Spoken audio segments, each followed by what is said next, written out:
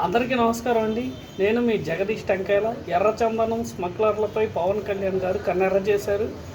అక్రమంగా ఎర్రచందనాన్ని స్మగ్లింగ్ చేస్తే కఠిన చర్యలు తీసుకుంటామని, అలాగే వాళ్ళ ఆస్తుల్ని జప్తు చేస్తామని, తాట తీసి కూర్చోబెడతామని చెప్పేసి నిన్న మీడియా ముఖంగా హెచ్చరించడం జరిగింది.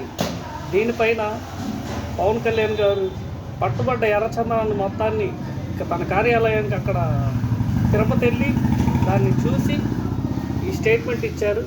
అయితే మనకి తెలిసిందే, ఎర్రచందనాన్ని ఎన్నో సంవత్సరాల నుంచి అక్రమంగా తరలించి ఇక్కడి నుంచి విదేశాలకు ఎక్స్పోర్ట్ చేసుకొని వాళ్ళకి కోట్ల రూపంలో లాభాలు వెచ్చించి రాష్ట్ర సొమ్ముని ఈ దొంగలు నిలువున దోచుకుంటున్నారు. దీనికి చరమగీతం పాడాలని పవన్ కళ్యాణ్ గారు నిన్న చెప్పారు. అయితే పవన్ కళ్యాణ్ గారి గురించి తెలిసిందే, ఈ వార్నింగ్ తోటి ఎర్రచందనం స్మగ్లర్లు అప్రమత్తం అవ్వాలి, లేకపోతే డిప్యూటీ సీఎం గారు తాట తీయడానికైనా సిద్ధంగా ఉన్నారు. Thank you.